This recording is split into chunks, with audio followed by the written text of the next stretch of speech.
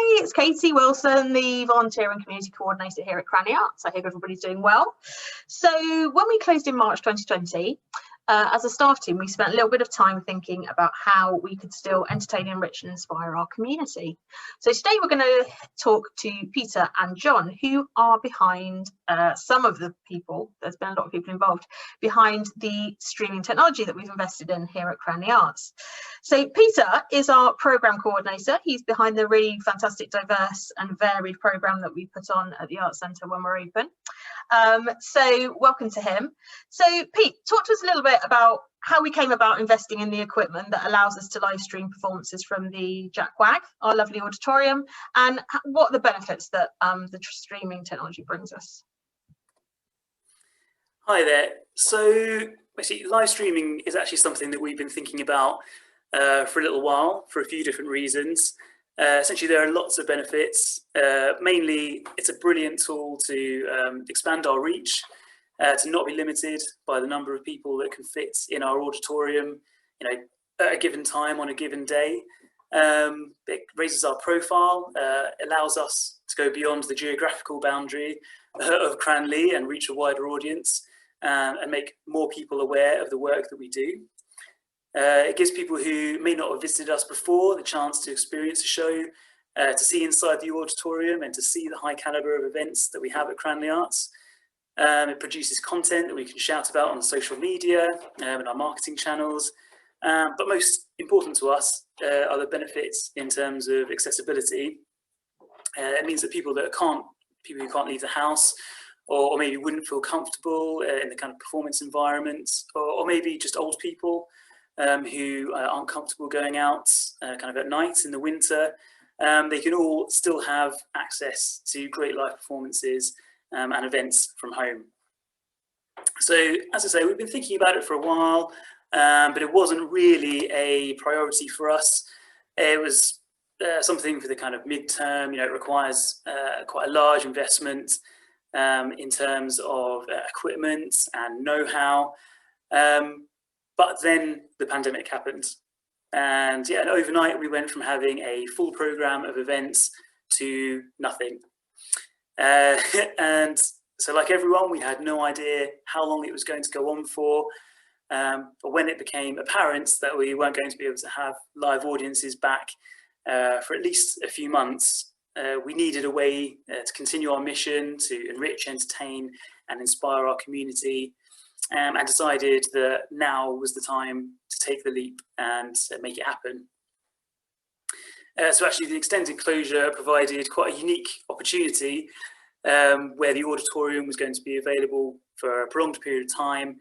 And that allowed us, and by us, I mean Paul, JD and John Coghlan, the chance to fix the cameras and lay miles and miles of cable all over the auditorium.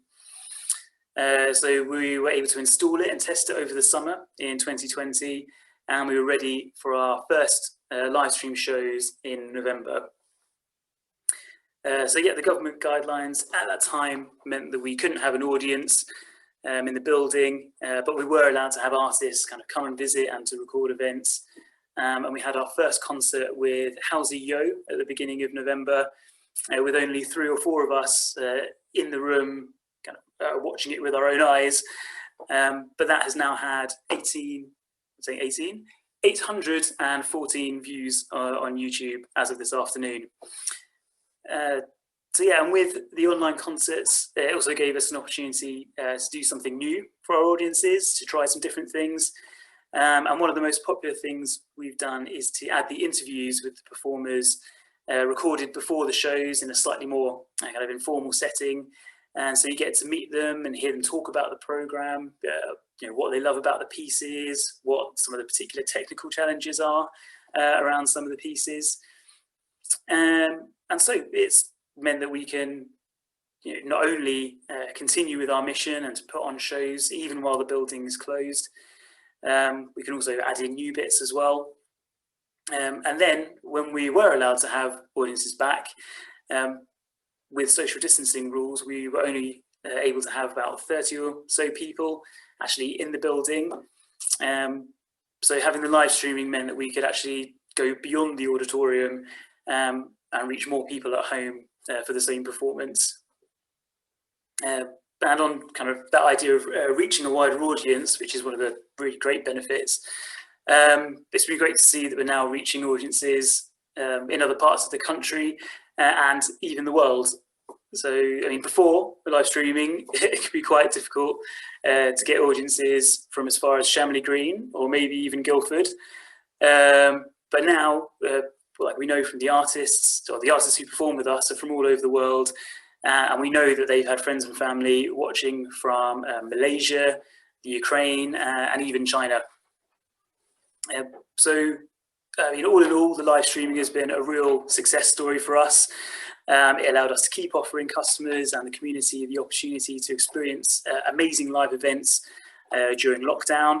And even once the world goes back to normal, we'll be able to continue to use the live streams to show off what we do and hopefully introduce lots of new people to the brilliant events that we offer at Cranleigh Arts. That's great. Yeah, they've been, it's been lovely going on to our YouTube channel, which people can subscribe to if you just go to YouTube and look for Cranleigh Arts. And the performances that Pete's just talked about are there for you to enjoy, along with some of the interviews. You can see some of those. So do go and check those out. And if you subscribe to the channel, that's a really good way that you get notifications of any new content that we uploaded as well. So John, as Pete mentioned, was part of the incredible team that put the technology all in place and tested it and everything. So John, talk to us a little bit about that process, you know, from the start all the way up to maybe the first show. Okay, well, thank you, Katie. My name is John Coghlan. I'm a volunteer at Cranleigh Arts Centre. In times past, you would have found me up in the control room showing movies or live theatre relays from the Royal Opera House or National Theatre, and the odd live show as well. But of course, all that came to a grinding halt last spring, and all of our evenings were put on hold. So I was asked by the Arts Centre, by Peter and the others, if I thought it would be feasible to set up a streaming system where we could capture our live concerts in the jackwag and transmit the sound and the pictures to our waiting audience in their homes over the internet.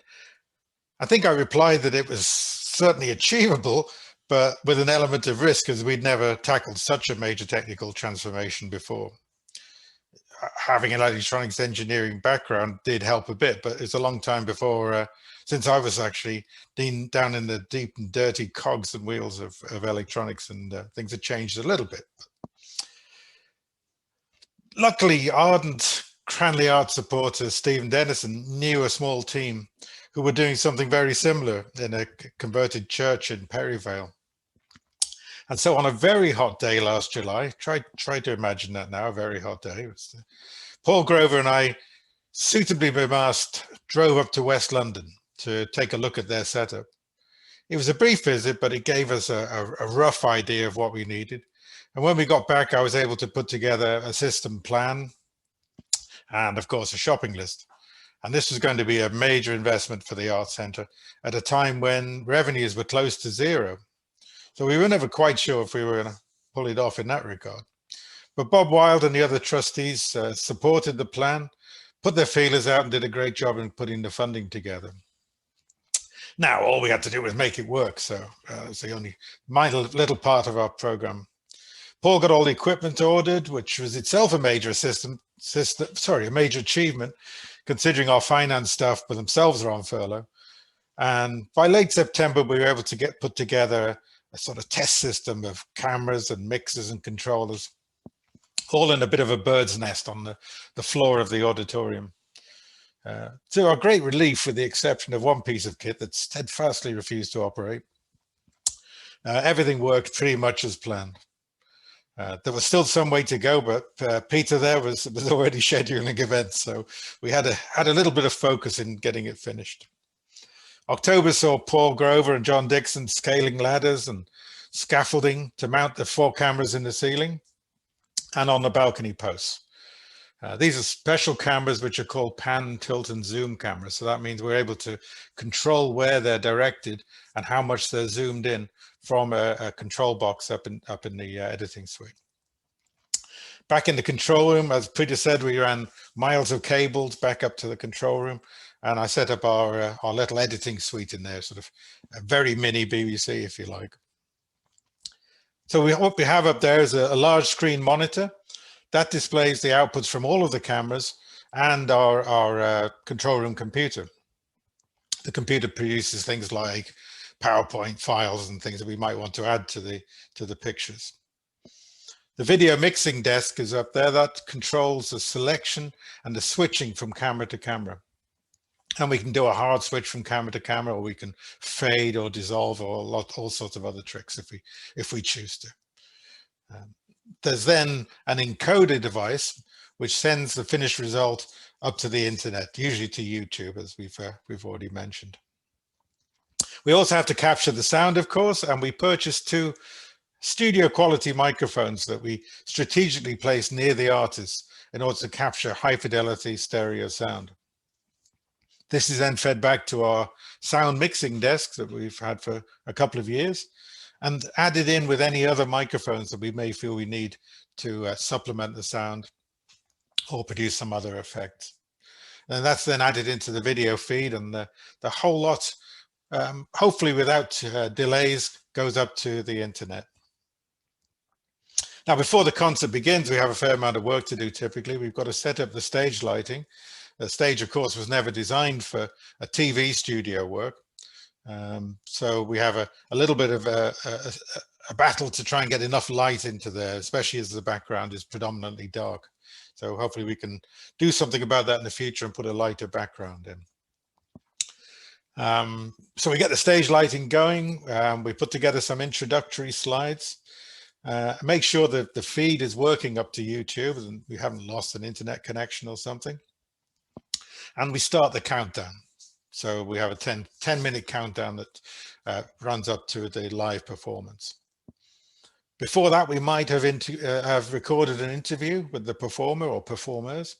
And of course, that's all had to be done at more than arm's length since the epidemic started. But that usually is quite nice. We find out a little bit about them, a little bit more about the music often. And it really helps to sort of give background to the concert. And we sometimes will show that before, sometimes during the interval. But it's always, I think, a good addition to the show. So the concert begins, and then the person operating the video mixer, which is usually Paul Grover, he chooses which camera to use and switches or fades from camera to camera to show a good mix of close-ups and wide shots, much as we can with 4 cameras. While I keep an eye on the sound levels, run the pre-game, I nearly said the pre-match, pre-concert slides, and also run any interview videos that we usually have stored on our computer. It's very satisfying when we complete a show without too many slip-ups, and we've had a pretty good run. The last one we were very pleased with. I don't think we dropped the ball on any occasions in the last one. And of course, to see the positive feedback on the YouTube pages, this is something that our predecessors, and I'll call it the broadcast industry, never got to see. They never got to see whether people actually liked it or hated it or found problems with it. We see that about 30 seconds later on the YouTube feed, so we can get a good idea whether people are enjoying it, or if indeed there's any problems, they've lost some sound or something. I think the other benefit is that the performers are very grateful as well for the opportunity to perform live during this situation.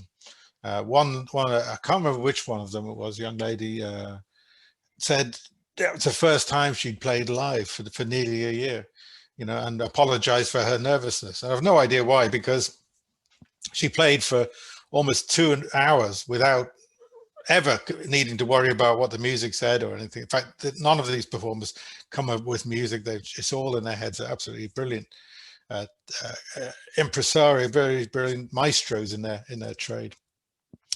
So it's good for them to keep their hands in, as it were, and hopefully we can bring just a little money into the art center as well, keep things floating along.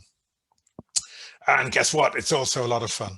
So I think that that's part of it. I think you really you get that when we see the shows going out, that you guys are, you've worked incredibly hard, but as you say, that it's fun, enjoyable, and yeah, the feedback we're getting is really, really fantastic. So we're really pleased. So there you go, guys. That was a little bit about the live streaming, or the streaming technology that we have invested in. So do go to the YouTube channel and check out some of the performances that we've already had, and do keep an eye on our social media.